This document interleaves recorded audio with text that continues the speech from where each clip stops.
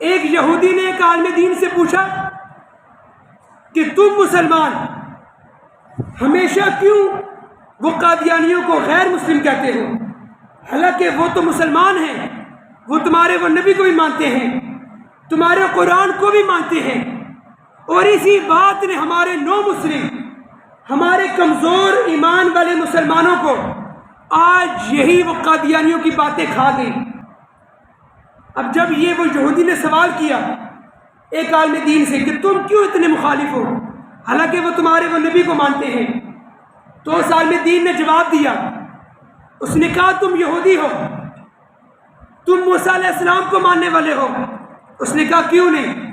اس نے کہا تم وہ تورات کو مانتے ہو؟ اس نے کہا جی ہاں ہم تورات کو مانتے ہیں۔ انہوں نے کہا ٹھیک ہے، اب اس کے بعد تم نے کبھی کہا کہ عیسائی یہودی ہیں؟ کہا نہیں۔ عیسائی بھی موسیٰ علیہ السلام کو مانتے ہیں؟ اس نے کہا ایسی بات ہے۔ عیسائی تورات کو بھی مانتے ہیں؟ وہ یہودی نے کہا بالکل ایسی بات ہے۔ پھر تم لوگ عیسائیوں کو یہودی کیوں نہیں کہتے؟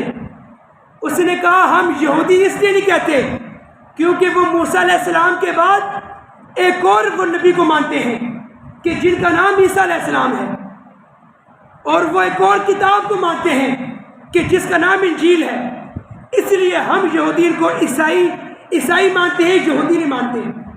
انہوں نے کہا ٹھیک ہے، اب میں مسلمان ہوں۔ اس عالم دین نے کہا کہ میں مسلمان ہوں الحمدللہ، میں یہودی نہیں ہوں۔ کیوں؟ میں تورات کو بھی مانتا ہوں، موسیٰ علیہ السلام کو بھی مانتا ہوں، پھر تو مجھے یہودی ہونا چاہیے۔ اس نے کہا نہیں، کیونکہ آپ اس کے بعد وہ دو نبی اور مانتے ہو۔ انہوں نے کہا ٹھیک ہے، پھر تو مجھے عیسائی ہونا چاہیے کیونکہ میں عیسیٰ علیہ السلام اور انجیل کو بھی مانتا ہوں۔ اس نے کہا آپ عیسائی بھی نہیں ہیں کیونکہ آپ عیسیٰ علیہ السلام کے بعد ایک اور وہ نبی کو مانتے ہیں۔ انہوں نے کہا جب تم لوگ اس بات پر یکجا نہیں ہو کہ یہودی عیسائی ایک ہیں، اور تم کہتے ہو کہ مسلمان الگ اس لیے ہیں کہ یہ لوگ حضور نبی کریم صلی اللہ علیہ وسلم کو بھی مانتے ہیں اور قرآن کو بھی مانتے ہیں، اس لیے یہ ایک الگ ملت ہے، یہ ایک الگ امت ہے، تو جب آگے آنے والے وہ نبی کو جب ایک الگ امت مانا جا رہا ہے تو نبی کے بعد جس کو وہ نبی مانا جائے گا تو وہ مسلمان تو نہیں ہو سکتا، کیونکہ جو مسلمان ہے وہ حضرت محمد مصطفیٰ صلی اللہ علیہ وسلم کے بعد وہ کسی نبی کو نہیں مانتا، اس لیے وہ مسلمان ہے۔ اور جو قادیانی ہیں ہمارے وہ نبی کے بعد ایک نبی کو اور مانتے ہیں، تو پھر تو وہ مسلمان نہ ہوئے۔ پھر یہودی نے کہا ایسی بات ہے۔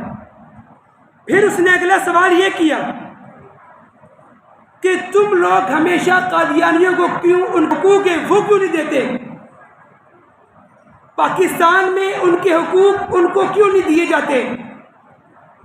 تو انہوں نے کہا میں پاکستان میں رہتا ہوں، پاکستان کے اندر ہندو بھی ہیں، پاکستان کے اندر آپ لوگ یہودی بھی ہو، پاکستان کے اندر عیسائی بھی ہیں، پاکستان کے اندر سکھ بھی ہیں، لیکن کبھی ہم نے یہ نہیں سنا کہ مسلمانوں نے ہمیشہ سکھوں کو مارا ہو، پاکستان کے اندر ہندوؤں کو مارا ہو، کہ تم لوگ کیوں اپنا دین بناتے ہو، تم لوگ کیوں مسلمانوں میں جا کر بیٹھتے ہو۔ سکھوں کو کبھی نہیں مارا مسلمانوں نے، ان کے حقوق ان کو ملتے ہیں۔ جس دن ہوتا ہے ہندوؤں کا، اس دن پورے پاکستان میں ہندو ہولی مناتے ہیں، کوئی مسلمان نہیں روکتا۔ جس دن عیسائیوں کا دن ہوتا ہے اس دن تمام عیسائی اپنا دن مناتے ہیں، تو کوئی مسلمان نہیں روکتا۔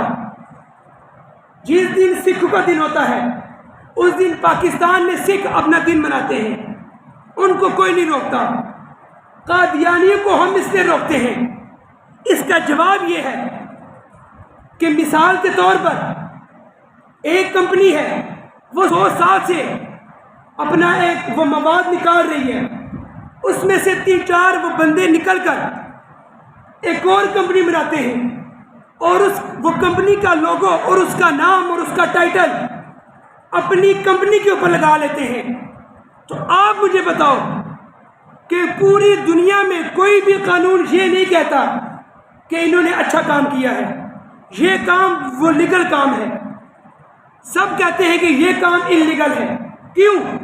کیونکہ انہوں نے ان کا نام چرایا، ان کا وہ لوگو چرایا، ان کا نام، ان کا مواد، ان کی ہر چیز چرائی. جب دنیا میں یہ قانون ہے تو قادیانی ہمارا نام یوز کرتے ہیں کہ ہم مسلمان ہیں، اپنا دین جا کر باہر کچھ اور بتاتے ہیں کہ ہم مسلمانوں کا یہ دین ہے، کہ ہم حضور کے بعد نعوذ باللہ ایک نبی کو اور مانتے ہیں. پھر وہ کہتے ہیں کہ ہمارے عبادت خانے مساجد ہیں. نعوذ باللہ. ہم لوگ تبلیغ بھی کرتے ہیں. ہمارے جو پیروکار مرزا غلام احمد قادیانی کے، نعوذ باللہ وہ صحابہ کرام تھے، اس کی جو بیویاں تھیں وہ امہات المومنین تھی. نعوذ باللہ.